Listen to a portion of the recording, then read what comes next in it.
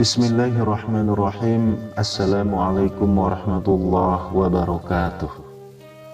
Allahumma salli ala Sayyidina Muhammad wa ala ali Sayyidina Muhammad.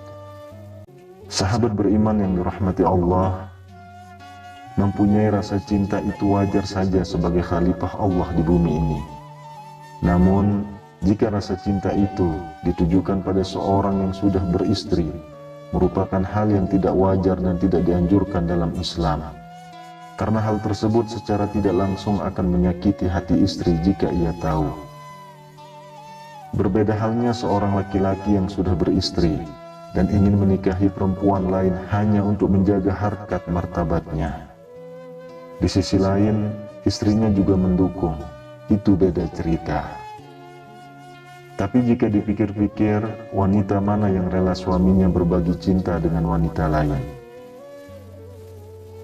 Sahabat beriman yang dirahmati Allah, seperti apakah hukum Islam tentang mencintai suami orang? Hukum Islam tentang mencintai suami orang. Cinta menurut Islam merupakan hal yang dihalalkan asal bisa mengendalikannya dan tidak memberikan cinta tersebut secara berlebihan. Karena cinta paling besar sudah selayaknya hanya kepada Allah, karena semua yang berlebihan itu dilarang dalam Islam.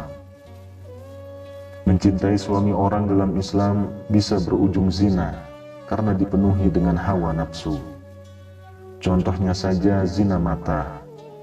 Karena setiap bertemu selalu ingin menatapnya lama dan tidak ingin berpaling dari pandangannya. Allah Subhanahu wa Ta'ala berfirman, "Dan janganlah kamu mendekati zina. Sesungguhnya zina itu adalah suatu perbuatan yang keji dan suatu jalan yang buruk." Quran Surah Al-Isra ayat 32.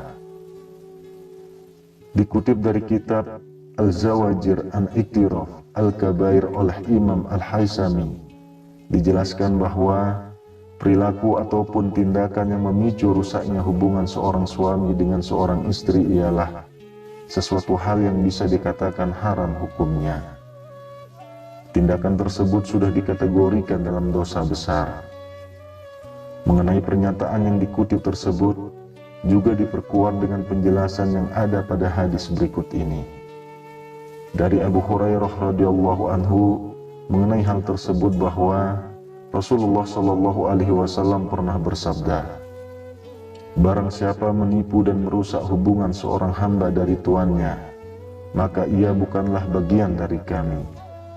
Dan barang siapa merusak hubungan seorang wanita dari suaminya, maka ia bukanlah bagian dari kami." Kemudian Rasulullah shallallahu alaihi wasallam juga bersabda, "Tidak halal bagi seorang wanita meminta kepada suaminya agar sang suami mencerai wanita lain yang menjadi istrinya, dengan maksud agar sang wanita ini monopoli piringnya.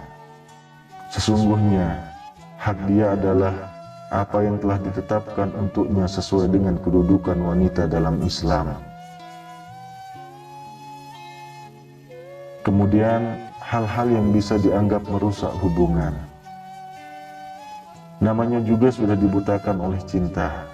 Tidak sedikit wanita yang melakukan tindakan-tindakan tidak terpuji. Seperti halnya yang pertama, melakukan guna-guna dengan bantuan paranormal. Perbuatan ini merupakan suatu perbuatan syirik dalam Islam, yang pada dasarnya sangat dibenci oleh Allah karena menduakannya. Di masyarakat, perbuatan ini sudah tidak asing lagi di telinga.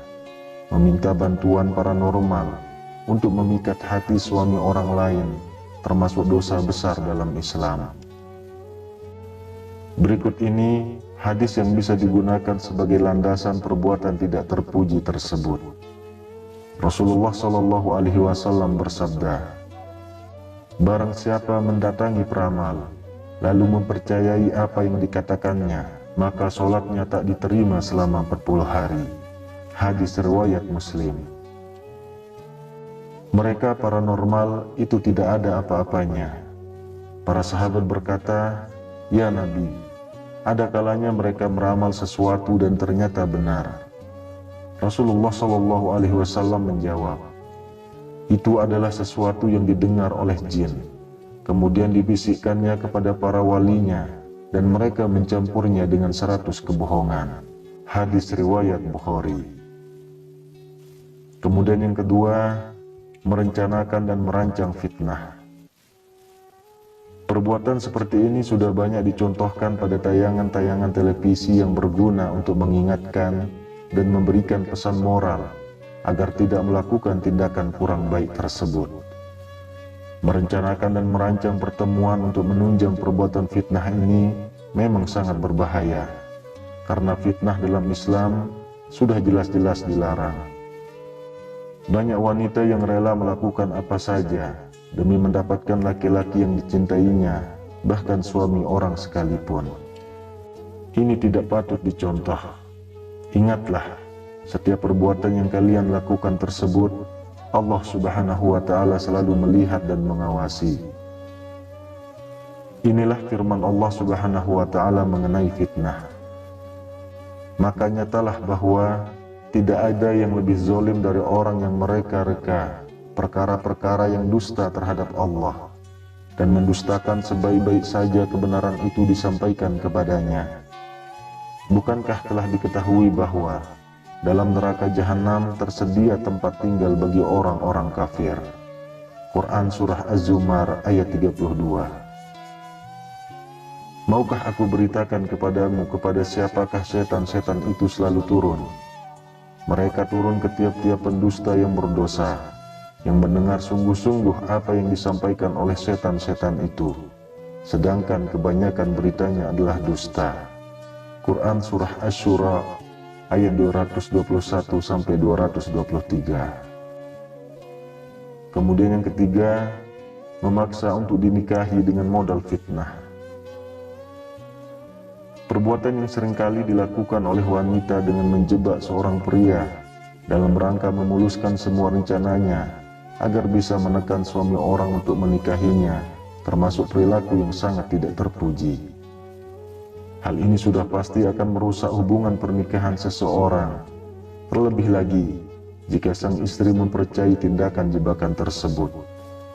Dengan melakukan perbuatan ini, wanita akan tampak tidak mempunyai harga diri dan merendahkan dirinya sendiri. Masih banyak calon imam di luar sana yang jauh lebih baik dan pantas untuk mendampingi. Kenapa harus suami orang yang dikejar?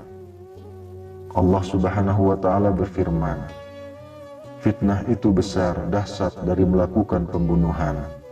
Quran Surah Al-Baqarah ayat 217. Yang keempat, mendoakan hal-hal yang buruk. Berdoa hal-hal buruk untuk orang lain tidaklah baik. Doa yang buruk juga tidak akan dikabulkan oleh Allah Subhanahu wa Ta'ala. Bersenang-senang di atas penderitaan orang lain adalah istilah yang tepat untuk hal ini. Sudah bisa ditebak, wanita yang mencintai suami orang lain pasti akan memanjatkan doa agar hubungan rumah tangga orang lain rusak dan bahkan berujung pada penceraian, sehingga ia akan berpeluang besar mendapatkan cinta dari suami orang tersebut.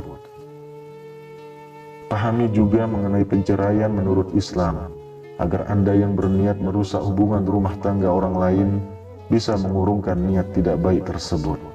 Karena lelaki single lain masih banyak yang lebih pantas menjadi pendamping Anda. Allah Subhanahu wa Ta'ala berfirman, manusia berdoa untuk keburukan sebagaimana ia mendoa untuk kebaikan, dan adalah manusia bersifat tergesa-gesa. Quran Surah Al-Isra ayat 11.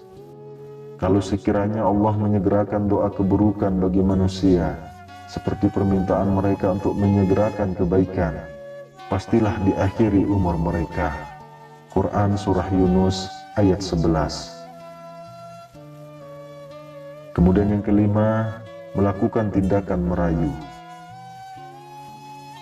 Wanita yang mempunyai hobi merayu sama halnya merendahkan dirinya sendiri di hadapan laki-laki. Kesannya juga murahan dan tidak mencerminkan wanita yang solehah yang selalu menjaga setiap perilaku yang ia lakukan, terlebih lagi pada lawan jenis yang bukan muhrimnya.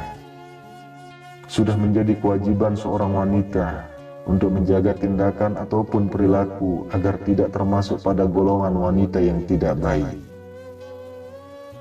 Yang keenam, memancing komunikasi berlebihan dengan suami orang. Zaman sekarang ini sangat dimudahkan dengan adanya kemajuan teknologi. Seperti halnya komunikasi yang sudah sangat mudah untuk dilakukan. Pesan singkat seperti WhatsApp dan media sosial lainnya sangat menunjang komunikasi digital. Hal ini justru seringkali dimanfaatkan untuk perbuatan yang kurang baik. Contohnya untuk menggoda suami orang dengan mengirimkan pesan secara berlebihan dengan harapan akan mendapatkan balasan. Jika sang istri membacanya, pasti akan timbul kesalahpahaman yang bisa memicu retaknya rumah tangga. Sahabat beriman yang dirahmati Allah, berikut berbagai pendapat yang disampaikan oleh ulama. Sebagai acuan dan sumber landasan kita mengenai permasalahan hukum mencintai suami orang dalam Islam, kita bisa melihat pendapat-pendapat ulama berikut. Yang pertama, pendapat ulama Syafi'i. Pendapat dari ulama Syafi'i bahwa seorang wanita yang mengganggu bahkan memang secara sengaja merayu suami orang, selanjutnya merusak rumah tangga pria tersebut, maka diperbolehkan terhadapnya untuk meminta dinikahi apabila pria tersebut sudah berstatus cerai dengan istrinya. Namun, perilaku ini bisa dikategorikan dalam tindakan fasik dan juga maksiat. Wanita seperti ini akan menanggung dosa yang sangat buruk dan wajib dipertanggungjawabkan di hadapan Allah Subhanahu wa Ta'ala. Kemudian pendapat ulama Hanafi. Pendapat dari ulama Hanafi pada dasarnya juga sama dengan pendapat ulama Syafi'i, bahwasanya wanita boleh minta dinikahi oleh lelaki beristri setelah lelaki tersebut resmi berpisah dengan istrinya. Namun perlu disadari dan dipahami mengenai perbuatan tersebut. Akan ada balasan dan hukuman yang setimpal dari Allah Subhanahu wa Ta'ala, serta wajib dipertanggungjawabkan di akhirat kelak. Karena perbuatan tersebut tergolong hina dan perbuatan itu adalah seburuk-buruknya dari perbuatan buruk lainnya. Kemudian pendapat ulama Maliki. Pendapat dari ulama Maliki justru beda dari kedua ulama di Syafi'i ataupun Hanafi. Menurut beliau, apabila ada seorang wanita yang dengan sengaja melakukan tindakan yang memicu perceraian terhadap rumah tangga orang lain, kemudian ia minta untuk dinikahi oleh lelaki yang statusnya sudah bercerai tersebut, maka bisa dikatakan haram pernikahannya. Hal ini disertai dengan alasan yang masuk akal, karena adanya tindakan yang mengambil jalan tidak baik dengan merusak hubungan rumah tangga orang lain.